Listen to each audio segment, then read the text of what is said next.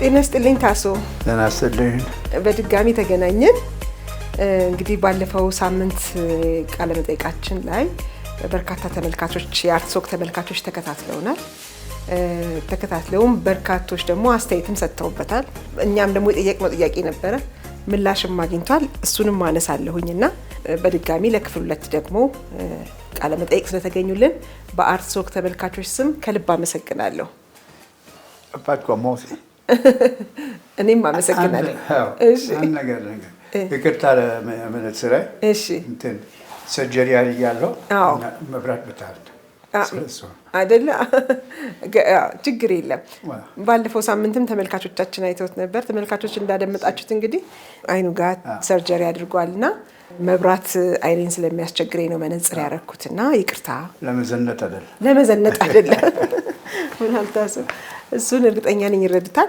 እንደው ለተመልካቾቻችን ጠቅለል አድርጌ ለመነሳት ያህል ሚሼል ፓፓታኪስ አብዛኞቻችን የምናውቀው በጉማ ፊልም ነው የመጀመሪያው የኢትዮጵያ ባለቀለም ፊልም በሱ ነው የምናውቀው ዳይሬክተር ነው ስክሪፕት ጸሐፊ ነው እና በዚህ መጽሐፍ ደግሞ ይሄ ሁሉ ለምን በሚለው መጽሐፍ እሱን አውቀናል ፊልፍታችን ደግሞ ያለው እንግዳችን ደግሞ ታሶ አናስታሲዮ ፓፓታኪስ ይባላል በአጭሩ ደግሞ ታሶ ወይም ጣሰው ይባላል የሚሼል ፓፓታኪስ ልጅ ነው እንግዲህ ባለፈው እንደተከታተላችሁት የጉማ ፊልም ላይ ደግሞ በካሜራ ባለሙያነት አገልግሏል ጉማን እንግዲህ የቀረጸው ከፊት ለፊታችን የሚገኘው ታሶ ነው ማለት ነውና አሁን ወደ ክፍል 2 ልንመጣ ነውና መጀመሪያ ያለፈውን ክፍል 1ን ተመልክተውን በርካታ ሰዎችም አስተያየት ሰጥተዋል የተመለከቱት ጥያቄም ጠይቀን ነበር ያቆምነው ለዚች ለክፍል 2 እንዲሆነን ብለን እንደው የምታገኙት ከሆነ ጉማ ፊልምን ምንም ብለን ጠይቀን ነበርና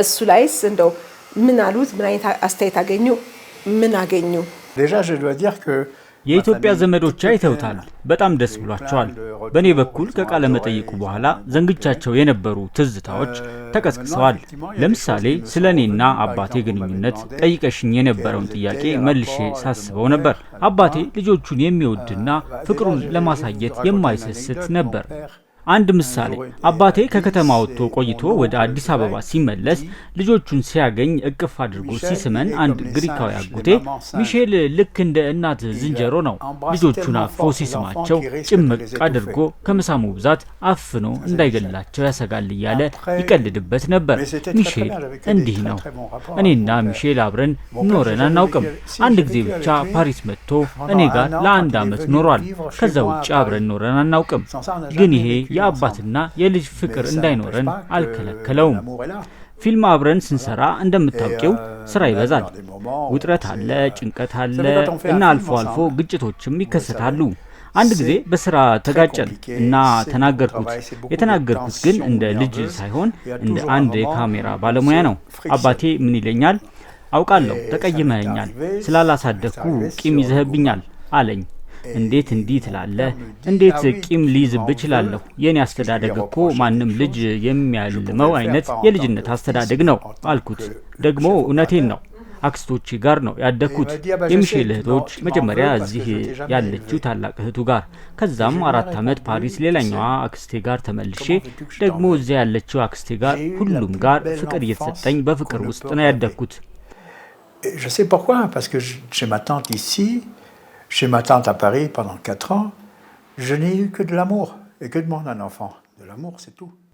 እና እንዲህ በአስተዳደጌ ላይ ምንም ቅር የሚለኝ እንደሌለ ነገርኩት ደግሞም እውነቴን ነው አንድ ልጅ ከፍቅር የበለጠ ሌላ ምን ይፈልጋል አባቴ ጋር እንደዚህ እንዳልኩሽ አይነት በስራ ላይ ከሚፈጠር መጨቃጨቅ በስተቀር አባቴ ለኔም ሆነ ለታናሽ ወንድሜ ከምልሽ ፍቅርና ከፍ ያለ አክብሮት ነበር የሚያሳየን አባቴ ኢትዮጵያዊነትና አፍሪካዊነት ጎኑ ስለሚጎላ ፍቅራቸውን በመዳሰስ ወይም በማቀፍ እንኳን የማይገልጹት ግሪክ ወይም ከነጮች የበለጠ ከእሱ ጋር መቀራረብን ቀለል ያደርገዋል chez les blancs voilà ሚሼልም ስለ እህቶቹ እዚህ ላይ በደንብ ያወራል ስለ አንተ አክስቶች ማለት ነው አንድ ጊዜ እህቴ ይላል በጣም ነው የምትደግፈኝ ታስሮ ነበረ እሱንም ወደ ኋላ እናወራበታልና እስር ቤት ሆኜ ተመላልሳ ጠይቃ ልጆቼን ይዛና አንድ ቀን እህቴ አንቺ ባትኖሪ ኖሮ አንቺም ባይሰጠኝ ኖሮ እኔ ምን ሆነ ነበር ብዬ ስላት ታውቃለህ ሚሼል እግዚአብሔር እኔን ባይሰጥህ ኖሮ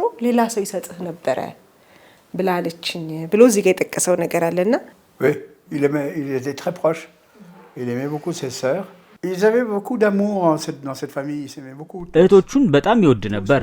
ቤተሰባቸው ውስጥ በጣም መቀራረብና ፍቅር ነበረ። ሚሼል በተለይ ለቤቱ የበኩር ልጅ ለሆነችው ለታላቅ እህቱ ማሪያ አንድ አስገራሚ ታሪክ እንዳላት እንድናገር ከፈቀድሽልኝ። ማሪያ ትዳር መስርታ ነበር። ይሄ የምነግርሽ ታሪክ ድሮ በአውሮፓ አቆጣጠር በ1930 ወይም እዛ አካባቢ ነው። ከዛ ትዳሯን ፈታች። ያኔ ፍቺ ከባድ ነበር፣ ያልተለመደም። ከዛ ማንን ታገባለች? የፈታችውን ባሏን የቅርብ ጓደኛ። ከዛም ምን ትረዳለች? የቀድሞ ባሏ ከመጋባታቸው በፊት በእጮኝነታቸው ጊዜ ይጻፍላት የነበሩት በርካታ የፍቅር ደብዳቤዎች በሙሉ የጻፈው እሱ ሳይሆን ይሄ ያገባችው የባሏ ጓደኛ ነበር። Le nouveau mari qui les écrivait. C'est une histoire extraordinaire. እነዛ የፍቅር ደብዳቤዎችን በሙሉ ጓደኛው እየጻፈለት ነበር የሚሰጠው። የሚገርም ታሪክ አይደል? እህቴና አዲሱ ባለቤቷ ልጅ አላፈሩም። ከ60 ዓመት በላይ እስከ ህይወታቸው ፍጻሜ ድረስ በትዳር በሚገርም ፍቅር ኖረዋል። ሳራሳም une histoire de Cyrano de Exactement c'est. Mais elle est vraie. ሲራኖ ደ በርጀራክ ተመልካቾቻችን የሚያውቁታል ብዬ አስባለሁ። ሲራኖ ደ በርጀራክ ታሪክ በቲያትርም ተሰርቶ ነበረ። ኢትዮጵያ ብሔራዊ ቲያትር ነበረ የቀረበው የነበረውና የሲራኖ ታሪክ የፈረንሳይ ቲያትር ነው። የሲራኖ ታሪክ አፍቃሪዋ ሲራኖ አፍቃሪው ሮክሳንን አፍቅሮ ለሮክሳን ይጽፋል። ግጥም ትወዳለች፣ ቅኔ ትወዳለች፣ በደብዳቤ ይጽፋል። እሷ ግን የምታፈቅረው ክርስቲያንን ነውና እንደማያገኛ ስላወቀ ለክርስቲያን ደግሞ መጻፍ ስለማይችል ወታደሩ ሲራኖን ነበር ጻፍልኝ የሚለውና ሲራኖ ግጥሞችን እየጻፈ ይልካል። እሷ ሮክሳን በግጥሞቹና በጽፎቹ በፍቅር ወድቃለች። እንዲህ አይነት ታሪክ ነው የሲራኖ ቲያትር የነበረውና ይሄም ተመሳሳይ ታሪክ ነው። C'est la même histoire, c'est pas አዎ ተመሳሳይ ታሪክ ነው። ይሄ ግን የእውነት ነው። Exactement. ስለ ቤተሰብ ካወራን አይቀር ከዚህ ታሪክ ጋር ተያያዥነት ስላለው አጎቴ ኒኮ ስለሰራው ፊልም ታሪክ ልንገርሽ። ኒኮ የፖለቲካ የሰብአዊ ጉዳዮች በጣም ይስቡት ነበር፣ በጣም ይሳተፍ ነበር። በተለይ መጻፍና ማንበብ የማይችሉ ሰዎች ጉዳይ በጣም ያሳስበው ነበር። ብቻ ሁለተኛ ፊልሙን ሲሰራ እኔም አብሬው ሰርቼ ነበር። የፊልሙ ታሪክ አንድ ወጣት ግሪክ የኮሎኔሎች አገዛዝ ተብሎ በሚጠራው ጨቋኝ አገዛዝ ስር በነበረችበትና በጣም ችግር በነበረበት ጊዜ ከግሪክ ተሰዶ ፓሪስ ሄድና አንድ የሩቅ ዘመዱ ጋር ያርፋል። ያ ዘመዱ አንድ ፎቶ ያይና ማናት ብሎ ሲጠይቀው ወጣቱ የአጎቴ ልጅ ናት ብሎ ይዋሻል። ዘመዱ በፎቶ ላይ ካያት ሴት ፍቅር ይወድቃል። ደብዳቤ ጻፍልኝ ብሎ ይጠይቀዋል። ወጣቱ ለሰውየው በፎቶ ላይ ላለችው ሴት የፍቅር ደብዳቤ እየጻፈ ወደ ግሪክ ይልካል። የተፈቃሪዋን ሴት ምላሽም አብሮ በፖስታ ይልክና እናቱ ከግሪክ መልሳ እንድትልክለት እያደረገ ለዘመዱ የልጅቷን ደብዳቤ ምላሽ ያነብለታል። ያ ዘመዱ በቃ ሙሉ በሙሉ አመነ። የዕለት ተዕለት ጉዳዩና ሐሳቡ ሆነች። ይሄ ታሪክ ሲቀጥል ውሸት ነው ተብሎ መመለስ የማይቻልበት ጊዜ ላይ ደረሰ። አንድ ቀን ሰውየው በቃ ጋብቻ መፈጸም እፈልጋለሁ ብሎ ተነሳ እና ወደ ግሪክ ተጓዘ። ግሪክ ልጅቷ ትኖርበታለች የተባለችው መንደር ሲቃረቡ ወጣቱ ልጅ ውሸቱን ለመደበቅ ሲል ይህን ዘመዱን ለመግደል የተገደደበትን ታሪክ የሚያሳይ ፊልም ነው። ምክንያቱም ሁሉም ነገር ውሸት ነበረ። ፎቶ ላይ ያለችው ሴት የአጎቱ ልጅ ሳትሆን የአንዲት ዝነኛ ድምፃዊት ሴት ፎቶ ነበር። ይህ ፊልም የኒኮ ፓፓታኪስ ፊልም ነው። ርዕሱ ላፎቶ ይባላል። በጣም የሚገርም ነው። ቤተሰብ ውስጥ በጣም ብዙ ታሪክ እንዳለ እየሰማሁ ነበረ። ክፍል 1 እኔና እርሱ የነበረን ቃለ መጠይቅ ከተላለፈ በኋላ በዩቲዩብ ላይ አንዲት ሴት አስተያየት ጻፈች። የጻፈችውም ስለ ያኒ ነው፣ ስለ አቶ ዮሐንስ ጻፈችና አቶ ዮሐንስ የኔን አክስት አግብተው ነበረ ብላ ጻፈችና በኋላ ግን ተገናኘን። ስልኬንም አግኝታ ደወለችልኝና ተገናኘና ብዙ አወራን። በርካታ ፎቶዎችም ላከችልኝ። ስለ አቶ ዮሐንስም ነገረችና ቤተሰቡ ጠቅላላ ታሪከኛ ነው፣ ታሪክ አዋቂ ነው፣ በጣም ብዙ ታሪክ ያላቸው እንደው ተዝቆ የማያልቅ ታሪክ ቤታቸው ውስጥ ያለ ምርጥ ኢትዮጵያዊ ምርጥ አፍሪካውያኖች ናቸው ብላ ነበረ። እስቲ ሌሎችም የቤተሰቡን ታሪኮች እንደዚሁ አጫውቱኝ። እሷም ያጫወተችኝ ለተመልካቾች አካፍላለሁኝ። Alors pour parler de ma grand-mère qui a été résistante, elle a ስለ አያቴ ብነግርሽ ለምሳሌ አያቴ የውስጥ አርበኛ ነበረች። ንጉሠ ነገሥቱ ከስደት ሲመለሱ ለእርሷና ወዳጇ ለነበሩት አርበኛ ሸዋረገድ በ5 ዓመት ወረራ በአርበኝነት ተጋድሎ ላደረጉ የሜዳሊያ ሽልማት ሲበረከት አያቴ አልቀበልም ብላ መለሰች። ምክንያቱም የሜዳሊያ ሽልማቱን ሊያበረክትላት የቀረበው ከጠላት ጎን ቆሞ የነበረ የውስጥ ጠላት ነበር። አልቀበልም ብላ መለሰች። ከጠላት ጋር ተባብሮ ወገኑን ያስወጋ ሰው መሆኑን እያወቀች ከሱ እጅ የክብር ሜዳሊያውን መቀበል እምቢ አለች። በስተመጨረሻ አያቴ ታማ ሆስፒታል በነበረችበት ጊዜ ንጉሱ የክብር ሜዳሊያውን አበረከቱላት። L'empereur était à l'hôpital pour lui donner la médaille. J'ai une petite anecdote, je connaissais quelqu'un. ከዚያ የተያያዘ አንድ ታሪክ አለኝ። ፓሪስ ያለው ብዙ ጊዜ እንገናኝ የነበረ አንድ ወዳጄ ነበረ። ይህ ሰው ሁል ጊዜ በተገናኘን ቁጥር ከሰው ጋር ሲያስተዋውቀኝ የፓፓታኪስ አያት በጠላት ወረራ ጊዜ አርበኛ ነበሩ ይልና ለምን እንደሆነ ባላውቅም ሁል ጊዜ አንድ ነገር አክሎ ይናገራል። አክስቴ የፓፓታኪስ አያት አለቃ ነበረች ይላል። ለምን ይሄን ማከል እንደሚያስፈልገው አላውቅም። እና አንድ ቀን አንድ የኢትዮጵያ ሬስቶራንት አለ አዘውትር የሚሄድበት እና ከባለቤቶቹ ጋር እንደ ቤተሰብ እንቀራረባለን።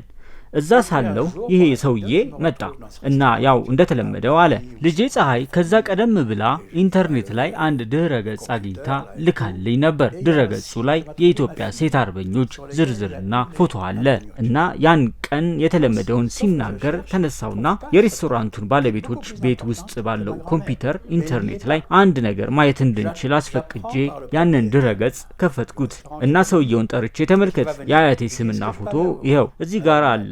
እስቲ የአያቴ አለቃ የነበሩትና ከሁሉም የበለጠ ክብር ያላቸውን አክስትህን ከዚህ ስም ዝርዝርና ፎቶ ውስጥ ፈልገህ አሳየኝ አልኩት። ፈልገን ጠፋ። ከዛ ቀን አንስቶ ስለ አያቴ መናገር አቆመ። የሚሸል ወላጅ እናት ወለተ አማኑኤል አርበኛ ነበሩ እና ስለ አርበኝነት ዘመናቸውም እዚህ ጋር ይተርካልና በጣሊያን ወረራ ጊዜ በ5 ዓመት ጣሊያን ወረራ ጊዜ አርበኛ ነበሩና ስለሳቸው የሚያወራና ሚሸል ፓፓታኪስ የአርበኛ ልጅ ነው ይላልና አርበኝነት ሚሸል ላይ ይታይበታል። ሌላኛው ከቤተሰብ ውስጥ ደግሞ በጣም ጎበዝና ብዙ ነገር የሚሰራው አጎቴ ያኒ ነው ዮሐንስ። ስለሱ ደግሞ አንድ የማስታውሰው ልንገርሽ፣ በጣም ደስ የሚለኝ ታሪክ ነው። አጎቴ ያኒ በደርግ ጊዜ በጣም ችግር ውስጥ ለነበሩ ወጣቶች የሐሰት ማስረጃ ፎርጅድ እየሰራ ከሀገር እንዲወጡ ያግዛቸው ነበር። በጣም ብዙ ፓፓታኪስ ተብለው የሚጠሩ ሰዎች ነበሩ።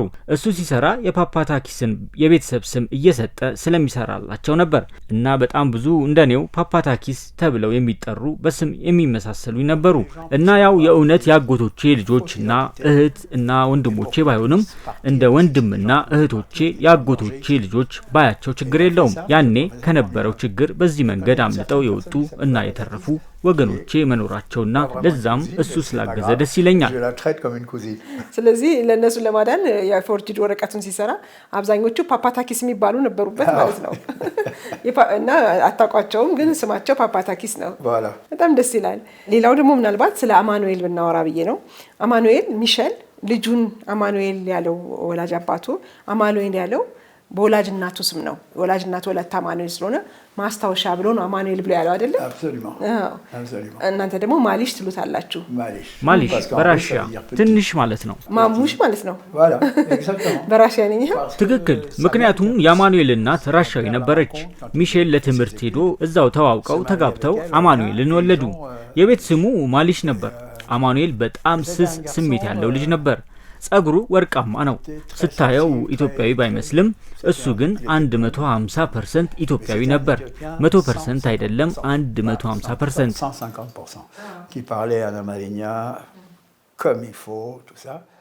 አማርኛው ጥርት ያለ ነው። ባህሉን ያውቃል። እስከ 14 ዓመቱ እዚህ አዲስ አበባ ሊሴ ገብረ ማርያም ትምህርት ቤት ነበር የሚማረው። ጥሩ ተማሪ ነበር። ፈረንሳይ ሄዶ እዛ በወቅቱ ደስተኛ አልነበረም። በትምህርቱም ቀነሰ። ፓሪስ መጥቶ ይኖር ነበር። እዚህ ያለ አባታችን እስር ቤት ነበረ እና ጊዜውም ከባድ ስለነበረ አባታችን ፓሪስ ሲመጣ አመጣው። አማኑኤል እድሜው 14 ነበር። ከዛ አባታችን ጉማ ፊልምን ለመስራት ተመልሶ ኢትዮጵያ መምጣት ስለነበረበት አማኑኤልን እዛው ወዳጆቹ ጋር ትቶት መጣ።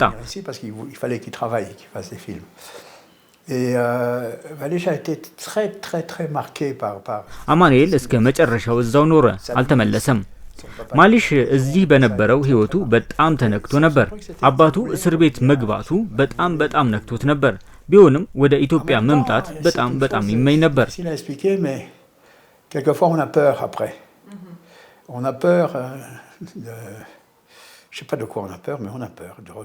ግን እንዲህ ነው ብዬ መግለጽ የማልችለው ፍርሃት ነበረው። አንዳንዴ እጅግ የምንወደውና ቀን ከሌት በትዝታ መልሰን የምናልመው እጅግ የምንናፍቀው ሀገር ተመልሶ ለመምጣት ፍርሃት አለብን። እዚህ ስለመምጣትና ስለመኖር አብዝቶ ከማውራት የተነሳ አንድ ጊዜ ይዤው ልሄድ የአየር ትኬትህን እኔ ልግዛልህ ሁሉ ብዬው ነበር። Je vais raconter une autre histoire. Je me retrouve avec ma famille éthiopienne que je ne connaissais pas. Et cette nièce qui est là me dit mais toi pourquoi tu n'as jamais አልተቀበለኝም። በወቅቱ 18-19 ዓመት ቢሆነው ነው።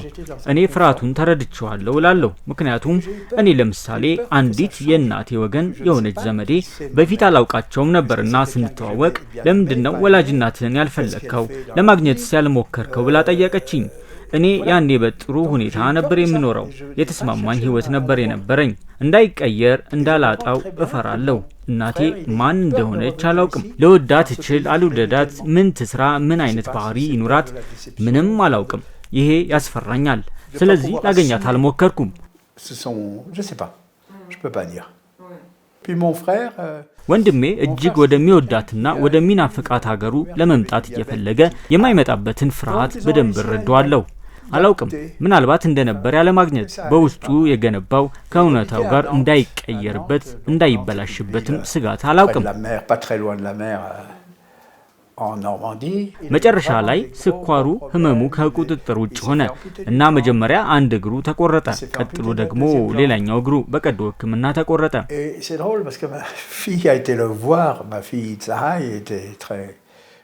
ልጄ ፀሐይ ዘመድ ጠያቂ ናት። ሄዳ ታየው ነበር እና ስዕል ሲስል አገኘችው።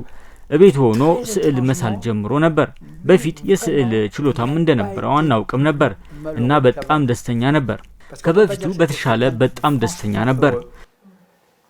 Mais à la limite, il n'était pas plus malheureux qu'avant. C'est très étrange. Voilà, il était à la maison, il ne bougeait plus. Il a été conversé, il était beaucoup sur Facebook. በፌስቡክ ከሰዎች ጋር ማውራት፣ መገናኘት፣ ስዕሎቹንም ፖስት ማድረግ ይወድ ነበር። በጣም በሚገርም ሁኔታ ሁለት እግሮቹን አጥቶ ከቤት ባይወጣም ከበፊቱ በተሻለ ደስተኛ ነበር። የዛሬ 3 ዓመት ነው በተወለደ በ42 ዓመቱ በዚሁ በስኳር ህመሙ ህይወቱ ያለፈው። የጥበበኛ ቤተሰብ ነው ማለት ይቻላል ቤተሰባችሁ ጠቅላላ። ምክንያቱም እርስዎ የካሜራ ባለሙያ ኖት፣ እንደዚህ ስክሪፕትም በጣም ይስቦታል። ሚሼል ያው የታወቀ ነው። ሚሼል ኒኮፓፓታኪስ ልክ እንደዛው የጥበብ ባለሙያ ነው እንዳለ ቤታቸው ያለው። በዚህ አጋጣሚ ግን የሚሼል የቀድሞ ባለቤት የአማኑኤል ናት ማለት ነው። የሷ ታሪክ ስለተነሳ ነው። ሚሼል ራሽያ በሲኒማ በሚማርበት ጊዜ የመመረቂያ ፊልም ሰርቶ ነበር። አዎ፣ እስቲ ስለሱ ፊልም ንገሩን። J'ai vu ce film et j'ai aimé ce film. C'est un film en ፊልሙን አይቼዋለሁ። ፊልሙ ጥቁርና ነጭ ፊልም ነው። በጣም ወድጄው ነበር። መልሼ ባየው ደስ ይለኛል። ያኔ ሳየው 20 ዓመት ቢሆነኝ ነው። J'avais 20 ans à l'époque et je voudrais bien me rassurer que c'était vraiment très bien. Mais je suis ታሪኩ ከዛ በፊት ሰምቼው አላውቅም፣ ግን በእውነተኛ ታሪክ ላይ የተመሰረተ ነው። ሳኮ እና ቫንዜቲ የተባሉ ሁለት ጣሊያናውያን በ1930 ዓመተ ምህረት አሜሪካን ሀገር ውስጥ የሞት ፍርድ ተፈርዶባቸው በኤሌክትሪክ ወንበር ላይ የሞት ፍርዳቸው ስለተፈጸመ ሁለት ጣሊያኖች ታሪክ ነው የአባቴ የመመረቂያ ስራው። passé à la chaise électrique. Et donc il y a eu un film ታሪኩ ከዛ በኋላ አሜሪካ ሀገር ውስጥ በታዋቂ የፊልም ዳይሬክተር እና ታዋቂ ተዋናያኖች ተሰርቶ ነበር። ግን የሚሼልን የመጀመሪያውን አይቼው በጣም ወድጄው እንደነበር አስታውሳለሁ። ፊልሙ አሁንም እዛው ራሻ የተማረበት ትምህርት ቤት የሚገኝ ይመስለኛል። À l'époque où mon père avait fait ce film. C'était un très beau film. ሚሼል ከዛም በኋላ የሰራቸው በርካታ ፊልሞች ነበሩ። ለምሳሌ የኦጋዱኑ ፊልም ባለፈው ምናስ አንስተነዋልና እንደውም አንድ እዚህ መጽሐፍ ላይ የሚተርከዋል የኢትዮጵያን ታሪክ በአጠቃላይ በሰዓቱ የነበረውን በአብዮቱ ሰዓት የነበረውን ነገር ቀይ ሽብር እነዛን ነገሮች በሙሉ የሚያሳይ ፊልሞች ቀርጾ ነበር። እንደውም ሳሙኤል ፈረንጅንም ይጠቅሳል እዚህ ላይ አብረው ሳሙኤል ፈረንጅ የኢትዮጵያ ቴሌቪዥን ስራ አስኪያጅ የነበረ ጋዜጠኛም የሱም ከሀገር የመሰደድ ምክንያትንም እዚህ ጋር ተጠቅሷል መጽሐፉ ላይና ጀርመን ሀገር ፊልሙን ኤዲት ሊያደርጉ ሄደው ያው ያልሆነበት ምክንያትና ፊልሙም የተቆረጠበትንም ታሪክ እዚህ ጋር ያወራል። ከዛም በኋላ ከሱም ጋርም ከሌሎች ነገሮችም ጋር ተያይዞ ሚሼል እስር ቤት ሁሉ ገብቶ ነበረ። እኔ ፓሪስ ነበርኩ። ታስሮ እንደነበረም የሰማሁት ካለፈ በኋላ ይመስለኛል። ብዙ የት እንዳሉ የማይታወቁ ፊልሞች አሉት። ብዙ ሪፖርታጅም ይሰራ ነበር። ወቅቱ ሪፖርታጅ ከመስራት ውጪ ልቦለድ ፊልሞችን ለመስራት አይመችም ነበር። ሪፖርታጅ ለመስራት ሄደው በወቅቱ የነበረውን የጦርነት ታሪክ የእርሱን ትዝብት የሱን እይታ ያልና ስለ ሀገሩ በጣም ይቆረቆራል። ስለ ሀገሩ ስለ ህዝቡ በጣም ይቆጫል። እዚህ ጋም በሚጽፋቸው ነገሮች በሙሉ በጣም ማየት ይቻላል። ለኢትዮጵያ ባህል፣ የኢትዮጵያ ታሪክ፣ ለኢትዮጵያ መቆርቆር ደም ውስጥ ያለው ሚሼል ጋምና እንግዲህ ቅድም አንስተነው ነበረ ቤተሰቡ ሙሉ አርቲስት ነው እያነሳን ነበርና የእርሶ ልጅ ደግሞ አለች አልማዝ። እስቲ ስለ አልማዝ እናውራ። አልማዝ ፓፓታኪስ Elle a commencé, elle aimait pas l'école. ወደዚህ ስራ የገባችበት ታሪክ እንዲህ ነው። ትምህርት ጠላች። ትምህርት ቤት አትወድም ነበር። በቃኝ አልማርም አለች። እናቷ በጭራሽ አይሆንም፣ እስከ ሁለተኛ ደረጃ መልቀቂያ ድረስ ሄደሽ ባካሎሪያ መፈተንና ከዛ በኋላ ከፍተኛ ትምህርት መቀጠል አለብሽ አለቻት። እናቷ የተማረችና በዩኒቨርሲቲ ትምህርቷ በጣም የገፋች ነበረች። ልጅቷ በእናቷ ሐሳብ በጭራሽ አትስማማም ነበር። Tu vas pas demander d'aller jusqu'au bac et de faire des études après. Si tu n'aimes pas, tu proposes pas un contrat. እኔም የልጄን ፍላጎትና ሐሳብ እረዳለሁ። ካልወደደችው አልወደደችውም ነው። አልወደውም በቃኝ ያለችውን ነገር እስከ ከፍተኛ ትምህርት ቀጥ ብሎ የረጅም ዓመት ኮንትራት ግዴታ ውስጥ ማስገባት ትክክል አይደለም። ስለዚህ እኔ ምን አልኳት፣ አንቺና ጓደኞችሽ ከአንድ ሰዓት በላይ ስለ አንዳንድ ነገሮች እያነሳው ሳወራ ብዙ ጊዜ ስለምን እንደማወራ እንኳን አይገባችሁም። ስለዚህ ጠቅላላ እውቀት እንዲኖርሽ እስከ ሁለተኛ ደረጃ ማጠናቀቂያ ድረስ ተማሪ። እስከዛም መማር ካልፈለሽ መጽሐፍትን አንብቢ። መጽሐፍት ማንበብም እንደማታቆሚ እንደምታነቢ ቃል የምትገቢልኝ ከሆነ ብቻ ነው በአንቺ ፍላጎት የምስማማው አልኳት። ከጥቂት ወራት በኋላ አንድ ቀን ወደ እኔ መጣችና አገኘሁት። ወደፊት ምን መሆን እንደምፈልግ አወቅኩት። ተዋናይ መሆን ነው የምፈልገው አለችኝ። ደስ አለኝ። Donc elle a fait l'école de théâtre. Et quand elle est ደስ ያለኝ ተዋናይ መሆን ስለፈለገች አይደለም፣ የምትፈልገውን ነገር ስላወቀች ነው። አካውንታንት መሆን እፈልጋለሁ ብትለኝ ወይም ሌላ ሙያ እኔን የሚያስደስተኝ የምትፈልገውን ማወቅ ነው። ከዛ የቲያትር ትምህርት ቤት ገብታ ቲያትር መማር ጀመረች። ለፈተና በአንድ ሰው የሚሰራ አንድ አጭር ድራማ ሰርታ ማቅረብ ነበረባት።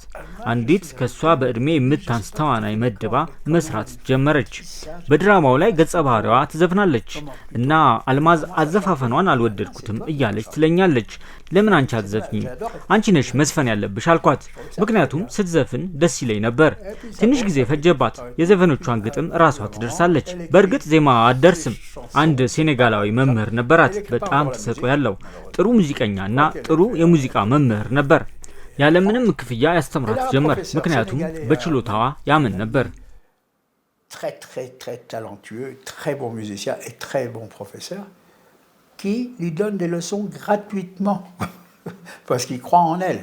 ተመልካቾቻችን ኢትዮጵያዊቷን አልማዝ ፓፓታኪስን ጥቂት እንጋብዛቸውና እንመለሳለን። La vie l'abîme, les jours, les nuits, un jour béni, un germe de fleurs, la pluie, l'envie, la vie, ce fruit exquis, ton épiderme, Paname la nuit, la lune, la terre, le ver, l'hiver, la reine, le roi, l'oiseau, prévert, c'est beau, la vie, la mort, un piège, un sort, l'amour, les corps, l'amour, ce sort, un homme banal, des grands couloirs, des tout parloirs, tu prends le vent, des gifles, des claques, les vagues, l'antille avec l'humide, le sec, Marie-Joseph.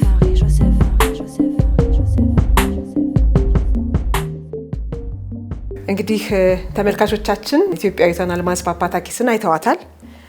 አሁን የምትኖረው የት ነው? Paris. ፓሪስ ነው የምትኖረው። Paris. Elles sont très très très fières d'avoir un côté éthiopien. ሁለቱም ልጆቼ በኢትዮጵያዊነታቸው በጣም ነው የሚኮሩት። ፀሐይ ሌላኛዋ ልጄ እሷ በትምህርት በጣም ጥሩ ነበረች። ፖለቲካል ሳይንስን ያጠናችው። ከዛም በኋላ ፓሪስ ውስጥ በጣም ጥሩ ስራ ነበራት። 3 አመት ያህል ከሰራች በኋላ ይሄ ስራ በቃኝ፣ ሌላ ስራ መስራት ፈልጋለሁ አለች። እኔ በጣም ጎበዝ በርቺ አልኳት። መልካም ያልሆነ አባት ይመስል እንዴት እንዲያል ካለችኝ፣ በተማርሽው ትምህርት በጣም ጥሩ ስራ በኃላፊነት ደረጃ እየሰራሽ ነው። ሆኖም ለእኔ ክፉ ጭንቀትና ስጋት የሚሆንብኝ ከ30 አመት በኋላ ስመለስ ለ30 አመት በላይ በአንድ ቢሮ ውስጥ በማልፈልገውና ባልወደድኩት ስራ ውስጥ ነበርኩ ብለሽ ብትይኝ ነበረ አልኳት። ለእኔ ክፉ ቅዠት ይሄው ነው አልኳት።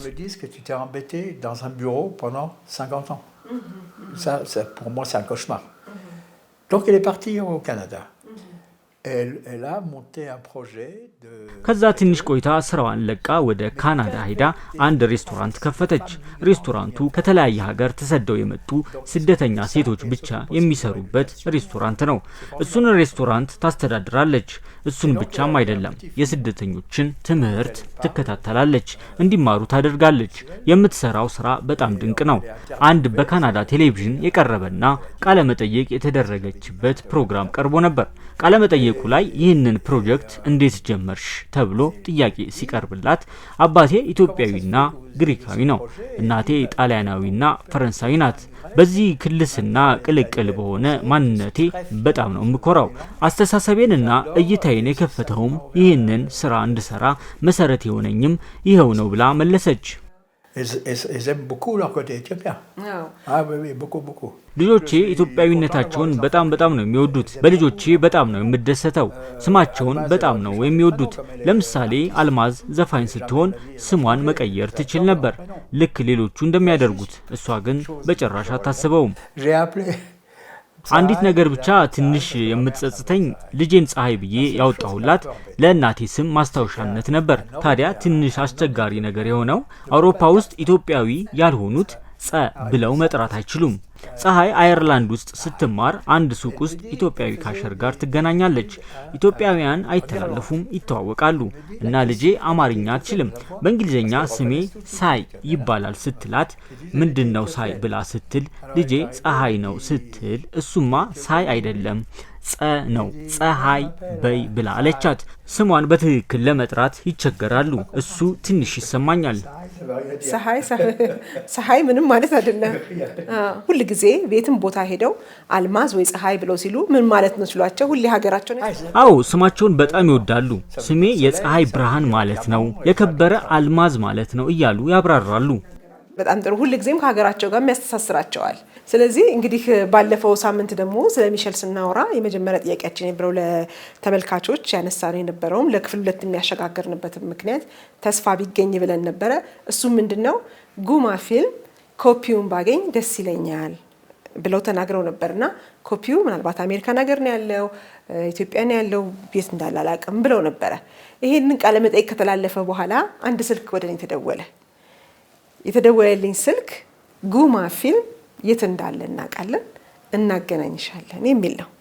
ከዛም አገናኙኝ።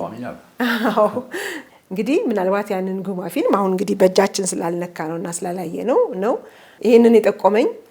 በጣም ነው የማመሰግነው። አሁን እንግዲህ ስሙንም በይፋ ጠርቼ ማመስገን ያልፈለኩበት ምክንያት ገና እጃችን ስላልገባ በሚል ነውና አስፈላጊውን ሂደት እያካሄድን ያለ ነው። በዛ መሰረት ፊልሙ እውነትም ከተገኘ እርስዎ እንግዲህ ባለፈውም ጠቅሰው ነበረ ይሄንን ፊልም እንደገና የማደስ ወደ ዲጂታል የመቀየር ስራ ለመስራት ፈቃደኛ የሆኑ አካላት አሉ። በዛ መልኩ ወደ ዲጂታል ይቀየርና ይሄኛውም ትውልድ እንዲያዩ ይደረጋል፣ ለወደፊቱም ትውልድ ደግሞ በስርዓቱ ይቀመጣል የሚል ሀሳብ ያለውትና ምናልባት እንግዲህ አርትስ ቴሌቪዥን ተመልካቾቻችን ጉማ ፊልም አብረን እናየዋለን ማለት ነውና በዚህም የአርትስ ተመልካቾች እያደረጉ ያሉት ተሳትፎ በሁሉም ጊዜ ቃለ መጠይቆቻችን ላይ አንድ ጥያቄ አንስተን ተመልክተው ዝም ብለው አያውቁም። ይሄ እኮ እንዲህ አለ ብለው ይላሉና ሂደቶች ተጠናቀው ይሄ ፊልም ወደ ዲጂታል ተቀይሮ ለሀገራችን ለታሪክ የሚቀመጥበትና የምናይበት እንዲሆን ተስፋ አደርጋለሁ። ይሄንንም ደግሞ ለእርሶስ ነግሮት በደስታ ነው። እጅግ ደስተኛ ነኝ። ይህንን ፊልም ካገኛችሁት እጅግ ደስተኛ ነው የምሆነው። ይህንን የምልበትም ምክንያት ግልጽ አድርጌያለሁ። አሁንም በድጋሚ ግልጽ ማድረግ እፈልጋለሁ። እኔ ይህንን ፊልም የምፈልግበት ምክንያት ሁለት ብቻ ነው። ለሚሼልና ለኢትዮጵያ ስል። ለኢትዮጵያ ይሄ ፊልም ማለት ብዙ ነው። ስታዩ የምናገረው ምን ማለት እንደሆነ የበለጠ ትረጃዋለሽ ብዬ ተስፋ አድርጋለሁ። ይህንን ፊልም ስናገኘው እርግጠኛ ነኝ ተበላሽቶ ጥራቱ ወርዶ ሊሆን ይችላል። ወደ ዲጂታል ተቀይሮና በጥራት ኮፒ ተደርጎ ለሚመለከተው አካል በሙሉ አስረክባለሁ።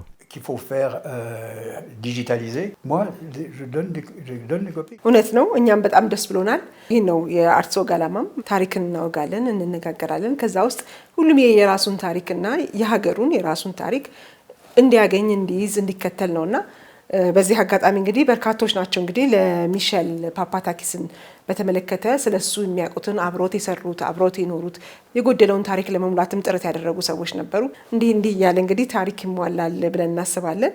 የሚያልቅ አይደለም። እዚህ መጽሐፍ ላይ ራሱ ያሉት ፊልሞች በሙሉ ተሰብስቦ መገኘት አለባቸው ላለው አንደኛው ፊልም ለምሳሌ ትግል፣ ድል፣ ትግል የኦጋዴኑንም ጦርነት በደርግ ጊዜ የነበሩትም እነዛን ነገሮችን በሙሉ ወደ ሰሜኑም የነበሩትን ነገሮች በሙሉ የሚያሳይ ትልቅ የሀገራችን ታሪክ የያዘ ፊልም ነው። እሱም ፊልም እንደዚሁ ብናገኘው እወዳለሁ። ብናገኝና ያ ታሪክ ነው። ታሪካችን በትክክል አለመነገሩና አለመታየቱ ሰው ለራሱ በሰዓቱ ለነበረው ወይ ፖለቲካ ወይ እንዳይ ነገር ለማራመድ ሲባል እየተቆራረጠ ታሪክ እየተላለፈ ነው ችግር የሆነው ብዬ አምናለሁና አሁን እነዛ ታሪኮችን መታየት አለባቸው ብዬ እላለሁ። በፊልም አስቀርቶልናል። እሱም ብቻ ሳይሆን ሌሎችም በፊልምም በጽሁፍም ያስቀሩልናሉ። ሌላ ደግሞ የኮንሶ ታሪክም አለ። እሱን እንደውም እርሱ ሰጥቶታል ብሎኛል። አዎ አለ። እነዚህ ፊልሞች በሙሉ እኔ እንደማስበው ያኔ በማስታወቂያ ሚኒስቴር ነበር የሚሰራው። ምናልባት እዛ የሚገኝና ፈልጋችሁ ማግኘት የምትችሉ ይመስለኛል። የሚሼል ፓፓታኪስ ከሰራቸው ፊልሞች ውስጥ እዚህ መጽሐፍ ላይ ከተጠቀሱት ውስጥ የተለያዩ ዶክመንተሪ ዘጋቢ ፊልሞችም የተሰሩ ነበሩ። እነሱ እንግዲህ በዚሁ አጋጣሚ እናስተላልፋልና እነዚህን ታሪኮች የሚመለከተው አካል ምናልባት በተቋም ደረጃም ካለ በግለሰብ ደረጃም ካለ እንደዚሁ ፊልሞቹ ወጥተው ታሪካችንን ብናቅ ወይም ፊት ለፊት የምናገኝበት መንገድ ቢመቻች ጥሩ ነው ብለን እንላለን። በዛውም የሚሼልን ስራዎች በደንብ እናያለን፣ እናመሰግናለን። ይህም ትውልድ ከታሪኩ ይማራል፣ ለሚቀጥለው ትውልድም ያስቀምጣል ማለት ነውና እንግዲህ በአጠቃላይ ከሚሼል ፓፓታኪስ ከአያቱ ከግሪክ ከአስተሪዮ ተነስተን እዚህ ድረስ ደርሰን ከዚህም አልፈን ደግሞ የልጅ ልጆቹ እነ ፀሐይና እነ አልማዝ ድረስ ደርሰናል። እንግዲህ በአጠቃላይ በዛ ውስጥም ስራዎቹን እና የሱንም ማንነት ኢትዮጵያዊነቱን፣ አፍሪካዊነቱን፣ አርበኝነቱን እነዚህ ሁሉ እያየን እንግዲህ እዚህ ደርሰናል። በጣም ነው የምናመሰግነው። እኔም ለአባቴ መታሰቢያ ስለሰራችሁ በጣም አመሰግናለሁ። እንግዲህ ያሰብነው ተሳክቶልን ጉማ ፊልም አብረን ቁጭ ብለን እናያለን ብዬ ተስፋ አደርጋለሁ። ታሶ እርግጠኛ ነኝ ይሳካል። እውነት ነው፣ እናያለን በትክክል። በጣም አመሰግናለሁ። እግዚአብሔር ይስጥልኝ። እኔም በጣም አመሰግናለሁ።